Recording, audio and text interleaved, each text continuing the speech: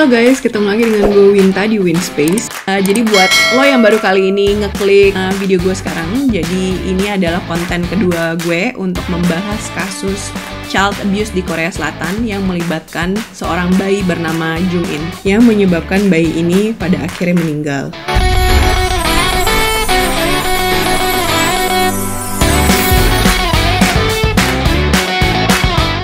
Cerita, baby Jung In ini adalah seorang bayi berusia 16 bulan yang mengalami penyiksaan mental dan fisik selama 8 bulan dari orang tua adopsinya yang bernama Jang dan An.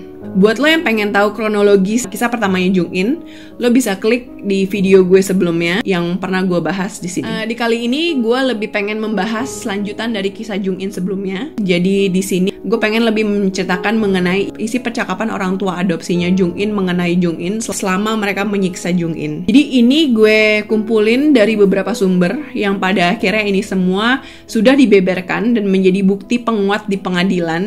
Jadi pastikan lo simak video kali ini sampai habis karena di sini gue akan kupas tuntas mengenai percakapan sama video-video yang ditampilkan sebagai bukti di pengadilan. Februari 2020. Di sini Jung In itu baru banget mereka adopsi dan tinggal bareng bersama mereka. Jadi ini kejadian pas Jung In sedang sakit flu. Jang waktu itu ngechat si An. Kayaknya batuknya bohongan deh. Dia lagi pilek sih, tapi aku nggak mau ngapa-ngapain dia. Maksudnya nggak mau ngebawa ke dokter atau ngasih obat gitu. Tapi aku akan minum obat soalnya aku sakit kepala. Terus An ngejawab, emang lebih baik kok membesarkan anak tanpa dikasih obat-obatan. Tapi kamu harus minum obat ya sayang. Ini gue nggak paham sih. Maksudnya si istrinya sakit, dia boleh minum obat. Anaknya sakit, nggak dikasih obat. Ya, gue bingung.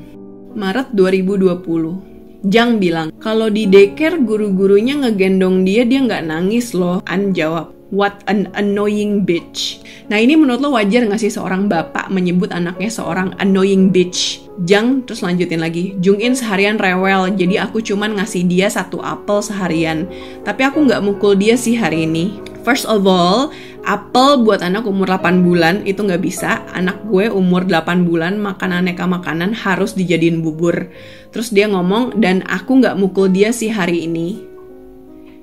Jadi maksudnya haruskah tiap hari lo mukulin dia? Jadi maksudnya apa itu udah habitnya si Jang dan An untuk mukulin si Jung In? Gue bingung, gue juga nggak tahu. Agustus 2020. Jang, kenapa dia rewel lagi? Kesel banget, aku males banget bawa dia kemana-mana. Bisa gak sih kita tinggalin aja dia di rumah sendirian? Aku akan membiarkan dia kelaparan sampai kamu bilang aku untuk kasih dia makan. Terus abis itu si An jawab, coba dicek aja suhu badannya. Dia tuh bener-bener ngerepotin ya. Tinggalin aja lah dia di rumah. Aku sebentar lagi pulang. Terus si Jang jawab, jangan, gak usah pulang dulu. Soalnya aku akan ninggalin dia di rumah sendirian. Nah, jadi guys, sekilas info. Jadi menurut hasil investigasi, Jang dan An ini tuh memang sering banget meninggalkan Jung In sendirian di rumah. Jadi home alone gitu. Dan kadang-kadang dia tuh dikunci di kamar yang gelap tanpa makanan dan minuman. Dan itu bisa sampai 3-5 jaman. Jadi kadang Jung In itu sampai tidur lagi gara-gara kecapean nangis pas ditinggal.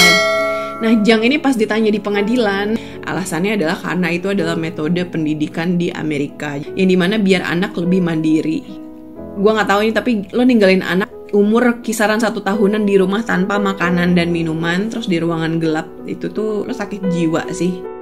September 2020. Nah di sini Jung In sudah mulai sangat kesakitan karena jumlah abuse yang dia terima itu sudah semakin banyak. Dan kalau lo inget September itu kira-kira pas Jung In looks-nya tuh udah kurus banget dan banyak banget memar di badannya, kurang lebih kayak gini tampilannya.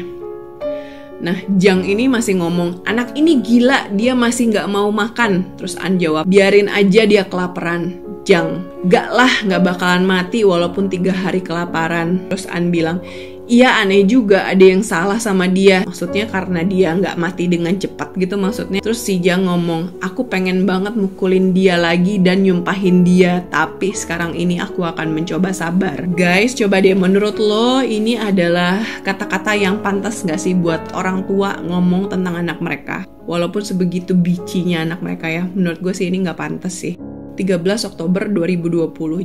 Jadi ini tuh hari pas kematiannya Jung In. Percakapan ini terjadi ketika Jung In hari itu meninggal. Jang nanya ke An, apa aku harus membawa dia ke rumah sakit? Pura-pura aja. Si An jawab, ngerepotin sih, tapi kayaknya lebih baik gitu ya. Gila ya, ini tuh Jung In pas hari terakhir itu kondisinya tuh kayak gini loh guys. Jadi tuh banyak luka pukulan, luka memar, patah tulang, dan mereka tuh masih nanya perlu bawa ke rumah sakit atau enggak. Emang dasar psikopat, gue gak ngerti lagi sih, parah sih nih. Dan pada akhirnya si Jang itu ngebawa si Jung In ke rumah sakit, dan dia membawa Jung In yang saat itu sedang sekarat itu dengan taksi, bukan dengan ambulan. Karena kondisinya sangat mengkhawatirkan, waktu itu si supir taksi itu sempat nanya ke Jang, Bu, ini nggak mau dibawa pakai ambulans aja? Tapi si Jang itu masih sempat nanya, emang kalau pakai ambulans itu lebih cepet? Gue bingung sih. You don't say gitu loh pertanyaannya. Pasti akan lebih cepet lah. Pas di tengah-tengah Jung In sedang sekarat di rumah sakit tersebut, si Jang ini tuh sempat-sempatnya membalas tentang pembelian fish cake di sebuah online shop. Nah, lo mikir sendiri deh, perasaan lo ya, misalnya lo punya anak nih, dan itu lagi sekarat di rumah sakit, tapi lo malah mikir untuk beli online fish cake di website gitu. Jadi ini tuh udah jelas-jelas nggak peduli gitu si Jang ini ke Jung In. 14 Oktober 2020. Ini percakapan sehari setelah Jung In meninggal. Ini anaknya baru meninggal loh. Jang saat itu sempat-sempatnya nanya tentang rumah dengan harga yang termurah di areanya dia. Jadi dia kepikiran untuk beli rumah gitu saat itu. By the way, di Korea itu loan untuk rumah itu akan disesuaikan dengan jumlah anggota keluarga. Jadi besar asumsinya bahwa alasannya keluarga Jang dan An ini mengadopsi Jung In itu adalah karena mereka bisa mendapatkan loan yang lebih besar dari pemerintah. Bandingin aja loan keluarga dengan 1 orang anak dan keluarga dengan 2 orang anak, tentunya aja loannya itu akan lebih besar untuk 2 orang anak. Jadi ini adalah alasan yang paling mudah diterima kenapa mereka pada akhirnya memutuskan untuk mengadopsi Jung In. Dan kemudian masih di hari yang sama, tanggal 14 Oktober 2020, si Jang ini sempat juga ngebahas tentang fish cake yang dia beli di hari kemarin, tanggal 13 Oktober, dimana itu adalah fish cake yang dia beli ketika si Jung In ini sedang sekarat. Dia ngobrol tentang itu ke tetangganya. Nah, well itu kira-kira rekaman percakapan yang pernah terjadi selama masa Jung In diadopsi oleh keluarga Jang dan An. Menurut gue pribadi sih ini bukan contoh percakapan yang menunjukkan seorang orang tua yang mereka itu sayang dan care sama anaknya, tapi lebih seperti orang yang terpaksa untuk mengasuh anak yang bukan darah dagingnya sendiri. Well, menurut lo gimana?